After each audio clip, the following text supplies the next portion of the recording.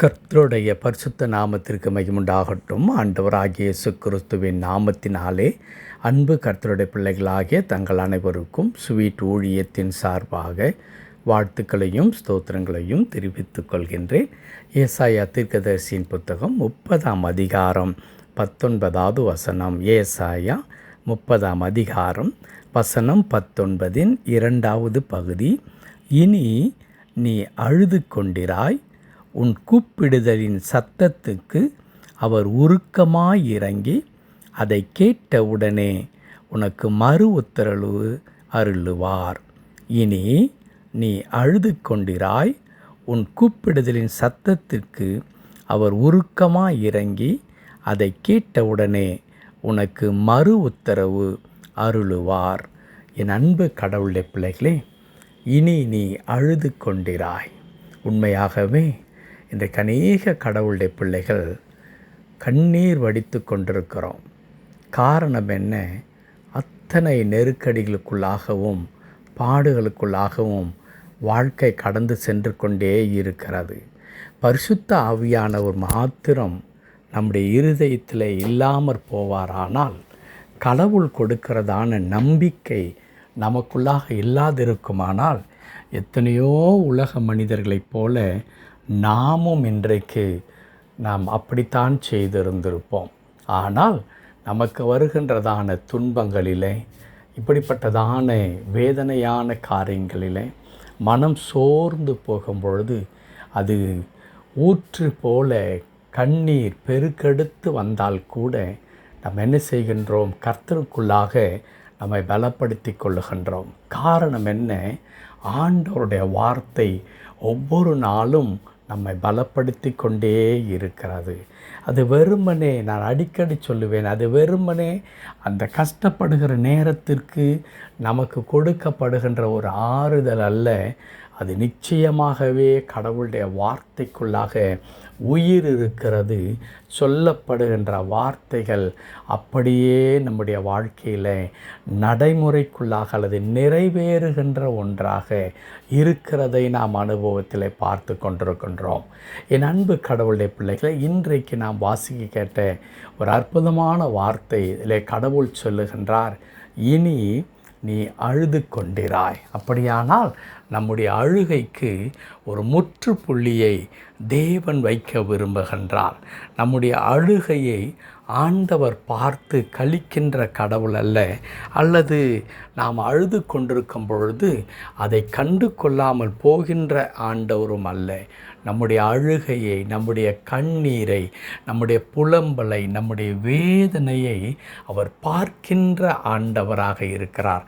ஆகவே தான் தாவீது கூட இப்படி சொல்லுவார், ஆண்டவர் என் புலம்பலை ஆனந்த களிப்பாக மாற பண்ணினார் என்று சொல்லி.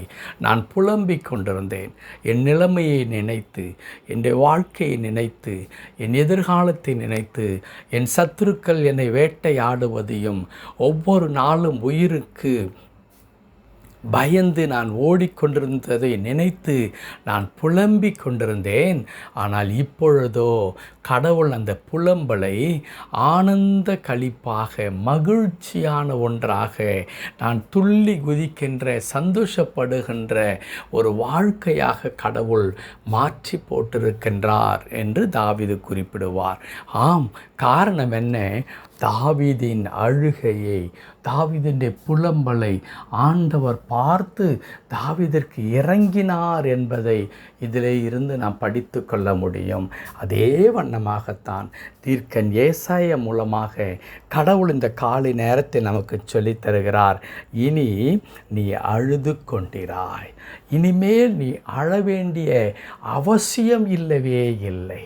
இந்த வார்த்தை யாரெல்லாம் நாம் அழுது கொண்டிருக்கிறோமோ, நம் பிள்ளைகளை நினைத்து, நம்முடைய எதிர்காலத்தை நினைத்து, நம்முடைய குடும்பத்தின் காரியங்களை நினைத்து யாரெல்லாம் கண்ணீர் வடித்து கொண்டிருக்கின்றோமோ, நம் அனைவரையும் பார்த்து கடவுள் சொல்லுகிறார், இனி நீ அழுது கொண்டிராய். அப்படி என்றால் கடவுள் என்ன செய்ய போகின்றாராம்? உன் கூப்பிடுதலின் சத்தத்திற்கு அவர் உருக்கமாய் இறங்கி அதை கேட்டவுடனே உனக்கு மறு உத்தரவு அருளுவா. எப்படி ஆண்டவர் ஒரு கண்ணீரை துடைக்கப் போகிறார் என்றால், உன் கூப்பிடுதலுக்கு மறு உத்தரவு கொடுக்க போகின்றார். நீ கூப்பிடுகின்ற அந்த காரியங்களுக்காக கடவுள் இறங்கி அவர் அதை நிறைவேற்றி தருவதன் மூலமாய் உன்னுடைய கண்ணீர்கள் எல்லாம் துடைக்கப்படும். அப்படியானால் என் அன்பு கடவுளுடைய பிள்ளைகளே, நம்முடைய ஆண்டவர் நம்முடைய கண்ணீரை பார்க்கிறவர் மாத்திரமல்ல, நாம் ஏன் கண்ணீர் வடிக்கின்றோம், அந்த கண்ணீருக்கான காரணம் என்ன, அதை ஆண்டவர் அறிந்து அதை முற்றிலும் நம்மை விட்டு களைந்து போடுகிறவராய், அந்த கண்ணீரை களிப்பாக மாற்றும்படி நாம் எதற்காக அழுது கொண்டிருக்கிறோமோ அந்த காரியத்தை தேவன் செவி கொடுத்து, அதுவும் வசனம் சொல்லுகிறது, அவர் உருக்கமாய் இறங்கி உருக்கமாக.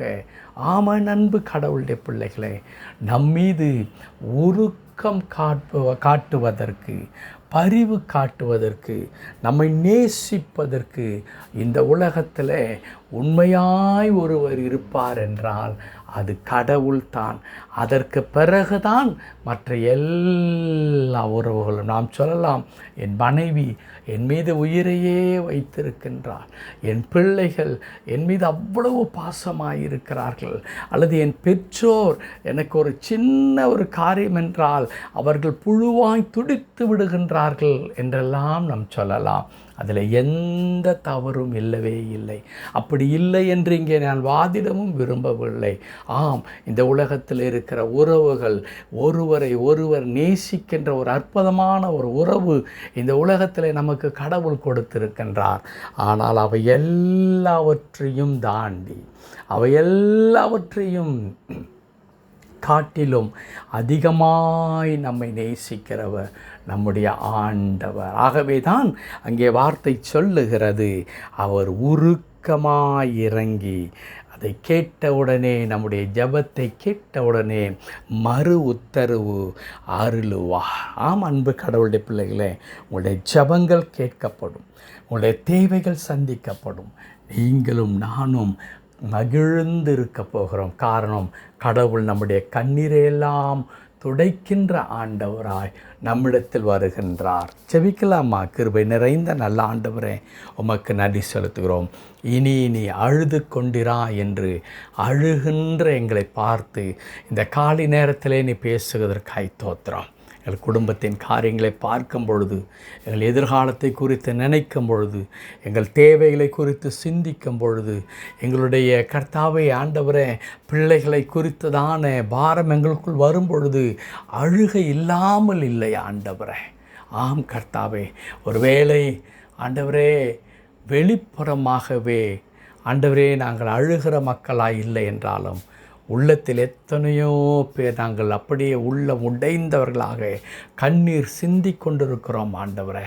அதனால் எங்களை பார்த்து தெய்வன் சொல்லித் தருகிற இந்த நல்ல வார்த்தைக்காய் தோத்திரம். இனி நீ அழுது கொண்டிராய், எங்கள் கண்ணீரை துடைத்து எங்களுடைய புலம்பலை ஆனந்த களிப்பாக மாறச் செய்து எங்களுக்கு ஒரு மகிழ்ச்சியான வாழ்க்கையை தரப்போருக்காய் தோத்திரம்.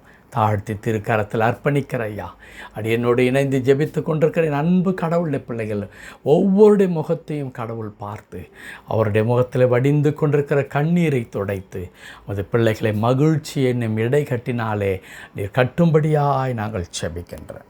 தாழ்த்தி அர்ப்பணிக்கிறேன், பொறுப்படுத்திக் கொள்ளும் மீட்பர் நாமத்தில் பிதாவே.